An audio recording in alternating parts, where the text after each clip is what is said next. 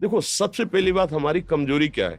हम परेशान हो जाते हैं। संसार में देखो तो परेशान, परमार्थ की तरफ देखो तो हम परेशान हो, ये हमारा आदत स्वभाव बन गया परेशान होना। थोड़ा सा धैर्यवान बनो, गंभीर बनो। कोई इस भारी से भारी विपत्ति में परेशानी स्वीकार करके विपत्ति से थोड़ी निकला जाता। सुलझो, ठीक है, ये विपत्ति आई, समस्या आई, इसका समाधान होगा। ऐसा थोड़ी कि हमें नष्ट कर देगी। अगर अभी हमारी बड़ी हानि हो जाती है, हम कल इससे बड़ा लाभ प्राप्त कर सकते हैं। हमको एकदम बिल्कुल गंभीर रहना है, इतने कमजोर नहीं बन जाना। अब वो गए तो क्या होगा, अब वो वस्तु गई तो क्या, पद गया तो क्या होगा। प्रयास किया था, ये पद मिला था, इससे बड़ा पद प्राप्त करूंगा, मैं इससे बड़ा महान बनूंगा।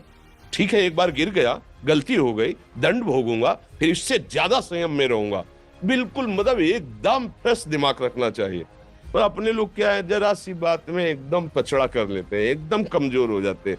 ये बिल्कुल ठीक नहीं है। हम जीवन भर की यात्रा की बात कह रहे हैं, भारी से भारी कष्ट में भी मुस्कुराना, तो हमें बल मिला है, हमें भगवान की कृपा का दर्शन हुआ है, हमें उनका दुलार दिखाई दिया है। अगर ऐसे तो भाग जाते हैं, फिर परमार्थ में थोड़ी चलना होता है। आज जो आप सुन करके लाभ लेने की चेष्टा कर रहे हो ना, ये केवल प्रवचन नहीं है, ये जीवन है।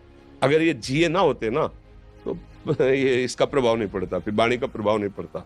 हम इसीलिए कहते हैं, जैसे आप लोग एकदम परेशान हो जाते हैं जब बोलो, क्या हमसे ज्यादा परेशानी होगी? दोनों किडनी खराब, दवाई लाने के लिए पैसे नहीं, पानी रखा है हम उठ के पी नहीं सकते, भीषण शरीर में कष्ट, भीषण बुखार, क्योंकि किडनी फेल, जरा में बुखार, खाने को क्या, रोटी मांग के लाओ। अगर वहां सब्जी मिलती है तो लाल मिर्च ऐसी पड़ के मिलती थी कि वो पा नहीं सकते थे। आप सोचो, पानी लाना है तो मुझे लाना है, पीना है तो मुझे पीना है। अगर मैं हारता तो कहां पहुंच जाता, क्या स्थिति होती? नहीं, मरना है, पर कदम पीछे। कोई दिन ऐसा नहीं जिस दिन सेवा ना की हो, जिस दिन सेवा ना गए हो। गुरु जी की सेवा में जाना है, पहले अपने को स्वस्थ साबित करना है, नहीं वो सेवा नहीं लेंगे। तुम बीमार हो, तुम कष्ट में हो, ऐसे उनकी दृष्टि बड़े शांत है। उनकी सेवा की, आके लेट गए, फिर हिम्मत की, अपनी श्री जी की सेवा की। मधुकरी नहीं गए, 3-3 4-4 दिन भोजन नहीं गए, पर सेवा नहीं छोड़ा, दिनचर्या नहीं छोड़ी। और उसका प्रधान कारण संयम, ब्रह्मचर्य, भगवत आश्रय, नाम जप, कभी हारने नहीं दिया। अभी भी थोड़ी देर बाद डायलिसिस शुरू होगा।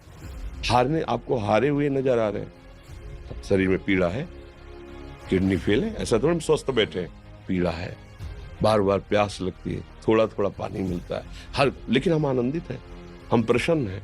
हम लड़ाई में हारे नहीं हैं, ना हारेंगे, हम जीत चुके हैं। हम अपने मालिक के भरोसे में अपना संवाद, तो वो, ये हम अपनी बड़ाई नहीं बता रहे, हम आपको बता रहे समस्या।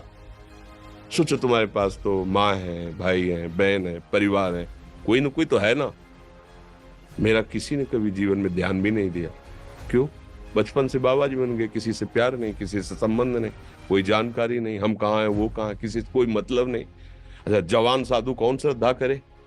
कभी गांव जाने की हिम्मत नहीं पड़ती कि रोटी मांग ले, पता नहीं लोग क्या सोचेंगे, क्या भावना कर ले। हम दरवाजे पे खड़े हैं, क्या कैसी भाव, जो हमारे सामने आकाश वृत्ति से आया यौवन अवस्था में, वही पाया, अन्यथा भूखे रह गए।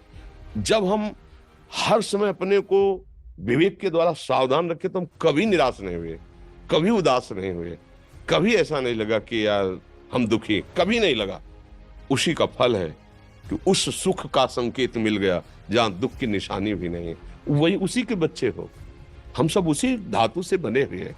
हम इतना क्यों परेशान हो जाते हैं? हम ये देखते हैं, अपने लोग थोड़ी बात बिगड़ गई परेशान, नहीं बिगड़ी तो बिगड़ जाने की संभावना में परेशान है। आज सुख है, लेकिन कल सुख छिन जाएगा, तो हम आज के सुख में सुखी ना होकर कल के दुख की आने की संभावना में हम भयभीत हो। मतलब क्या हमारी सोच रह गई? हमको इतना बलवान बनना है कि सुख और दुख दोनों हमको छू न सके। भारी से भारी सुख की व्यवस्था है तो अहंकार नहीं, हर्षित होकर किसी का अपमान न करे कि हम धनी, हम पदाधिकारी, अमुक। भारी से भारी दुख आया तो हमें किसी के सहयोग की जरूरत नहीं, हम फिर अपने कदम बढ़ाएंगे, हम फिर जुड़ी हुई अपनी भावनाओं को सजाएंगे। मस्त जीवन, एकदम तुम अविनाशी के बच्चे हो। शेर का बच्चा भेड़ों के बीच में फंसकर म्यों म्यों बोल रहा है, बस अगर दहाड़ना सीख जाए तो कोई भी उसे परास्त नहीं कर सकता। ऐसे भगवद अंश, तू प्रपंच में फंसकर अपने को इतना दीन क्यों देख रहा है? तू ऐसा है कि भगवान के दिव्यास्त्र में भी ताकत नहीं तेरे को मार सके। तू अविनाशी का अविनाशी बच्चा है। विनाशी भोगों को, विनाशी शरीर को मैं मान के इतना भयभीत, इतना दुख ठीक नहीं। ये सबके लिए, केवल एक के लिए नहीं। आप समझो, आप लोग सोचते हैं हम गृहस्थ होकर भला ऐसी स्थिति कैसे।